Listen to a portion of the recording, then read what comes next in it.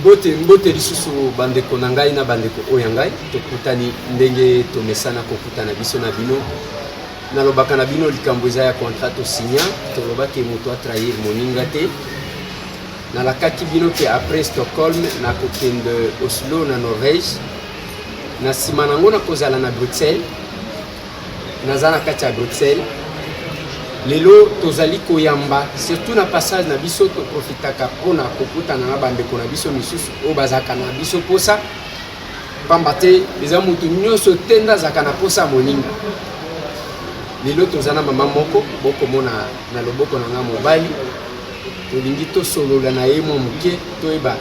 nini aye kolukela biso nini aye koluka na plateau ya tokomi mbote mama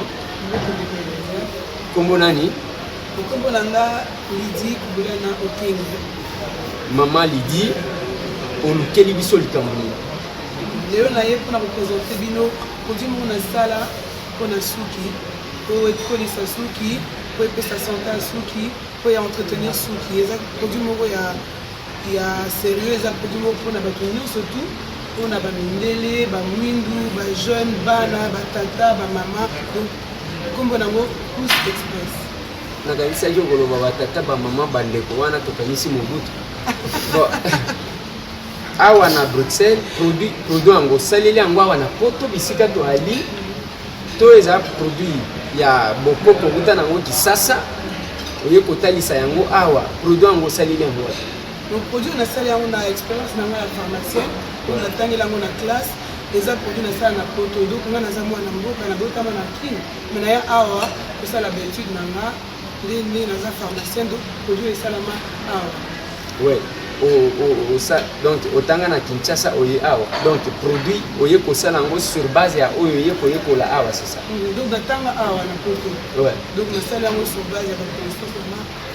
awa na Bruxelles bon expliquer nanu biso ndenge nini produit na yo yango ezali kosala ezali koconcerner bato ya modèle nini et puis otraitaka ndenge nini donc produit oyo eza mpona bato nyonso nde nalobaki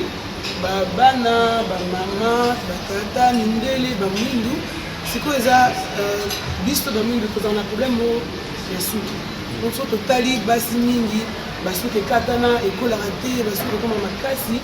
nayoka mpe mpe babengaka basi moko misusu baza na suki ya courant ozoka nde eza nde suki nyonso elongwa awa na poto etika ata na katikati donc produit oyo eza nde cible mpona bato balingi bakolisa suki baentretenir yango donc so botali na kati eza baproduit naturel na velours ya chimie na kati eza te ntango mosusu tokenda na bamagasin okotali na produit moko oponi mais baproduit yango misusu mpe ezobebisa lisusu ekomisa yango mosusu ezoirrite bapire chevelu bato ezozika babiso et tout ça mais produit oyo ndenge eza naturel eza nango mpe simple kaka même bana mike bakokosalela yango donc eza mpona bato nyonso po suki ebota ezala mpona santé ya bien mpona mibali mpe solution eza mpe bomona awa oyo eza modele ya basi omoni oza na masque na kati na huile nango oyo modele ya monene puis awa oza mpe na modele mpona mibali mpona basi kozwa soin ya suki kokolisa yango oyo ekolaka normalement toloba 0,5 cm. Maintenant, produit Openeti na 1,5 cm par mois. Il y a toujours des vraiment pousse accéléré. Si vous prenez mes bali, nous avons tendance à me coller au coup des arbres dans la mangue. Donc, les arbres pour la suki, na mangue. Lobana yo na batu omoni na Kinshasa na Congo toza na batu moko ya église moko bakata kasuki nyonso siko batika kama ndefu batu babenga bababa na bazaka bababa te balobaka mais église na bango eza ya bababa ouais en tout cas bon to bonge kande wana bango pe basalela ngo karande balingi donc ata oza na mandefu te bileti yo na lobi te mais so lingi pe omeki omona effet nango mais il faut quand même que la paix passion dans le bazar va produire ça que le tient au lobby on a fait mais na ba semaine les oya ba 6 semaines normalement il fait vraiment ça mande faisait beaucoup avec les pays suki donc pour les bali suki mande faut ba favori ba combattant ba mingi ba peut tika mande donc voilà pe solution mo pesa pour s'express OK na lingina ba madame produit ngo ezaya komela eza kosopa na suki opakola na mbanga to eza ya basalela kango ndenge eza produit ya usage externe produit ke so olingi ezala suki ebota otiango mbala moko na suki na yango mpona basi tomoni masque oyo batia yango na suki mais bahuile oyo nyonso tu batia yango na cuir chevelu donc na poso ya motu directement otie omase otiki le lendemain osalika nde moko jour après jour econtinue mpona basi oza plus spécifique parce que masque batia yango une fois to 2 fois par semaine masque yango ezala biletina eza wana masque plus express ok donc mode d'emploi mpe eza awa na nsima mpe proposition donc ndenge ozomona yango biloko oyo eza na kati oyo ekomami awa eza mpenza biloko eza na kati eza te ke neti biloko mosusu tomonaka bakomi boye nzoka na kati toyebi te elongi eza na kati donc oyo eza certifié nzanga moko moto esalaka yango so nalobi risin eza mpenza mafuta ya risin nalobi beurre de karité to koko eza mpenza yango eza te ke tosangisi na biloko mosusu ekomami parce que biso na kini oyebi soki balobi bazotekela yo miel eza na solution moko bazosala bazwi sucre bazwi mafuta mbila babaloli sikoyo baluki banzoi babwaki na kati yo oke osombi okanisi miel nzoka nde sucre na sucre yango moko madame nalingi nayeba yo lobi soki otie eloko ezaka yango est ce que biloko na bino parce que il faut quand même oza na mboka mondele est ce que mindele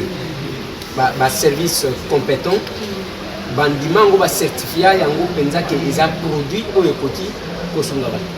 donc baproduit awa soki ozosala na kati ya pharmacie produit na produit ezala na certificat nango elakisi ke oyo mpenza eza ateste ke eza oyo bozoloba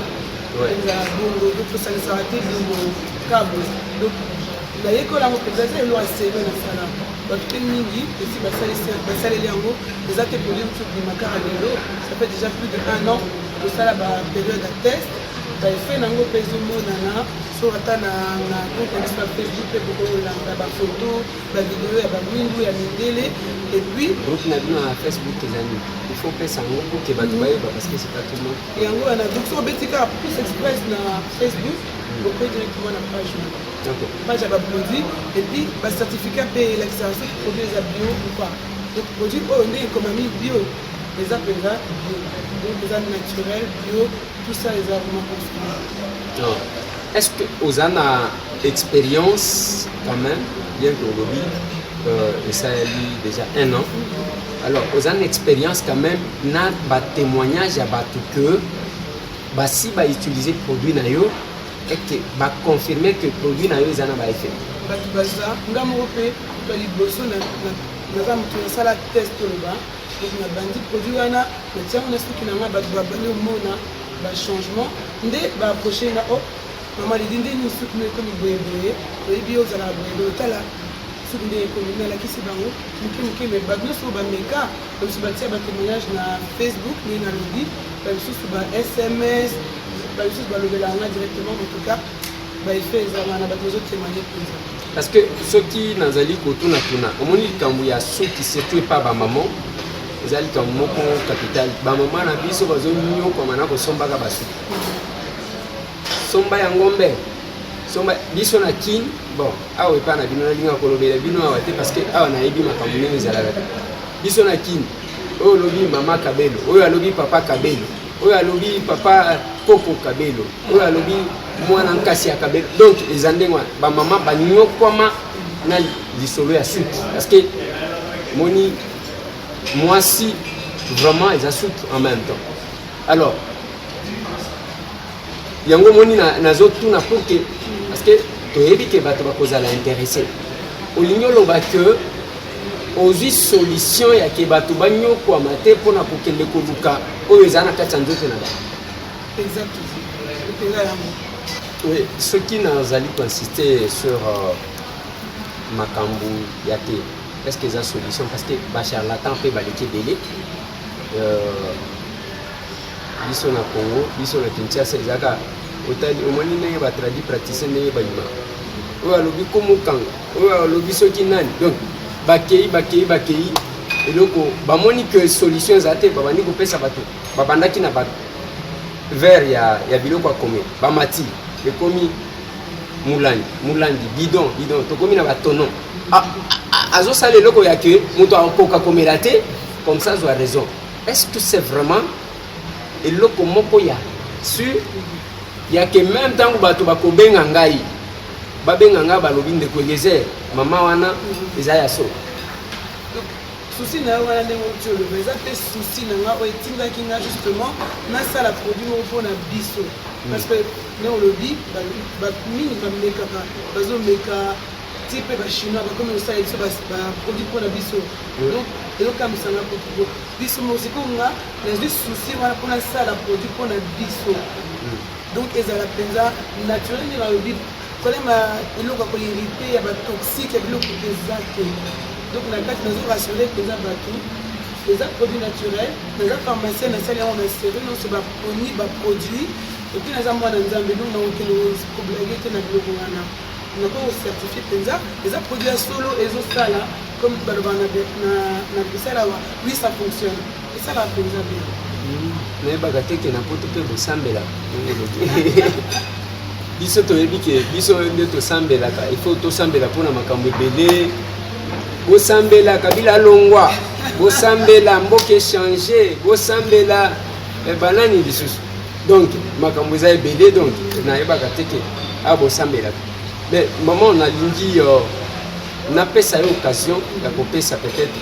liloba mosusu soki oza na liloba mosusu oyo peut-être oaborde te par rapport à la qualité. Bon, il y a papa, olobi, il y a bangope, il y a bisope, et comme ça les manées. Donc, et aussi les mains, donc, il y a pas qu'on appelle un prix chevelu. Donc, ici, Kasuki, par exemple, Suki, il y a école à monter, mandé, fou, aux huit carats, bah, goutte n'est comme mis à avoir, aux 1, 2, 3, 5, 10 gouttes, au tiers quand même tout, au bateau, et petit. Toujours le lundi, au bandé l'histoire tous les jours, pour qu'il y ait des mains au salaire tous les jours. Une à deux fois par semaine déjà au moins. Maman, est-ce que oyeba eloko babenga pousse poil? Pousse poil, oyeba ngote. Pousse poil eza na tumwa milani moko boye biso tosombaka na pharmacie. Oye kaka. Bon.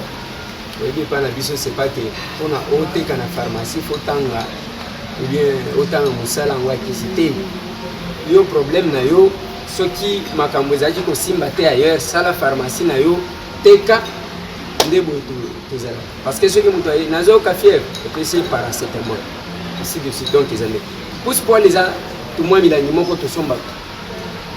balobi ce que olingi ba po aller pousser aux huiles au papoli et on a zaki ko tuna ce que oyebi yango différence ni entre produit oyo na produit wana babengi pousse poil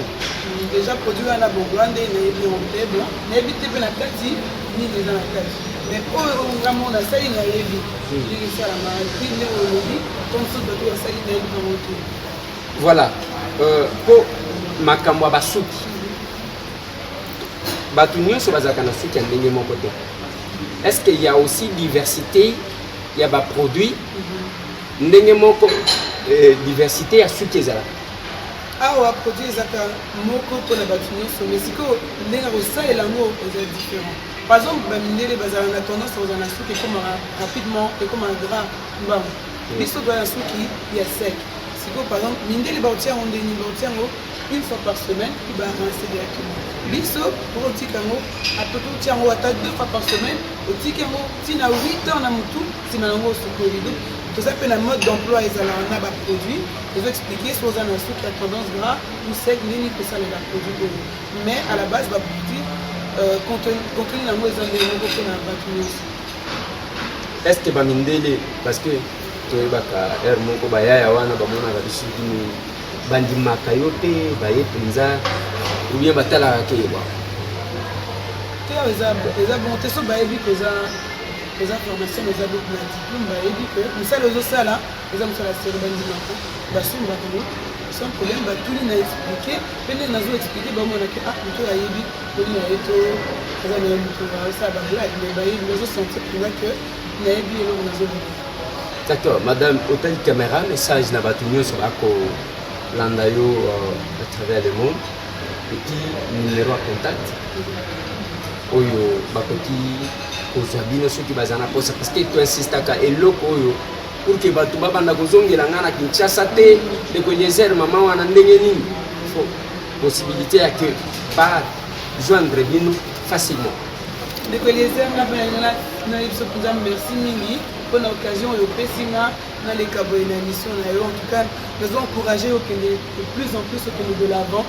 mpenza toyebi bitumba eza mpona mboka na biso nyonso tozotonga donc toyebi ke oza idée moko ozoentraîne biso. Merci mpe mpo ofungoli biso motema na yo mpe misala na yo omoni bato misusu ozolakisa misala na bango baentrepreneur neti nga mpe lelo nakomi awa. En tout cas merci nzambe apambola yo e émission oyo ekende émission liboso. Donc sikoyo nazo s'adresse na bino bamama bajeune batata bino nyonso tu bozoyokanga. Donc tozala na souci ya kozwa soin ya santé na biso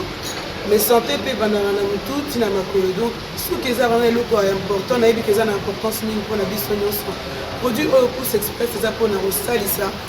biso nyonso biso bana mboka. Eza produit na zwa nzambe apesanga grâce nasala yango nabomba yango te mpona nga moko me nalingi na partage yango na bana mboka donc ekoma mpenza eloko po esunga bato nyonso. Donc napesa bino sikoyo bacontact na nga so bolingi bocommande produit oyo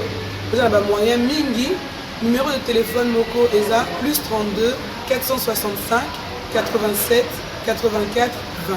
na bandeli yango lisusu plus 32 465 87 84 20. Donc on a premier moyen pour vous contacter nga. Deuxième moyen eza page Facebook sur Betty Pousse Express mais komami awa koti directement na page wana pe ko commander wana osali okomi tozolanga pour vous répondre bino. Moyen misusu eza lieu donc na Bruxelles awa pharmacie moko donc à partir ya mois d'avril vous kokende na pharmacie wana eza adresse eza avenue Princesse Elisabeth numéro 56. Donc la pharmacie wana pe Pousse Express était kama. Donc voilà moyen wana nyonso tunapesi. Merci beaucoup madame. Merci bandeko balandi tosukisi wana ndenge nalobaka na bino toujours que biso bakongole bitumba ekozala bitumba normal ka soki toyebi kotombola baninga soki bakotombola mutu na mutu aza na domaine na ye eza na oyo akosala politique ye aye kosala pharmacie na mboka mopaya na suka nango ainventer produit okoki kolinga ye okoki kolinga ye te mais quelque part là congolaise moko aye na mboka mopaya attendu pas seulement pour ce que non c'est ça qui classe mais a inventé un produit même ceux qui a kokufaka mais kotikalaka que asala quand même eloko moko bo. Nous avons tout intérêt ya ko se soutenir au lieu ko luka OK ko luka ba ceux qui andenge ni tiena mutu ba mzo balodi za ceux qui abatu ba kufa ceux qui ndenge ni ainsi de suite. Il y a une possibilité à que okende ko luka oyo zala kanangote pe conseil na pesa kabino. Des fois, tokenda sango mabe pona motema mabe. Tokenda kai epa bande kona biso te po ozomona neti olingi ongindisa ye yazo akoma soki millionnaire soki ndenge nini. Donc ezaka mo problème yango moni awa ezala na Bruxelles bisika tozali. Matongi envahi. Okotika pundu pa congolais okeko somba epa mundi. Mundi bo epa na bango baliaka pundu. Donc olongwe kuna OK la même chose na Château Rouge. Vous avez quand même là un produit ekoki kosunga yo na makambo ba suki ekola noki ozala na suki na yo moko ainsi de suite ndeko na yo nde mutu asali produit wana il faut ozala fier yo pe obanda koteya ba mususu oyebisa bango ngana zana ndeko na nga sali produit olia kosala bo ba numéro contact na bango eza wana bandeko na nga na lobaka partout je passerai je ne manquerai pas ya kokutana na ba oyo bazo sala valeur ya ba Congolais. Merci tout le monde.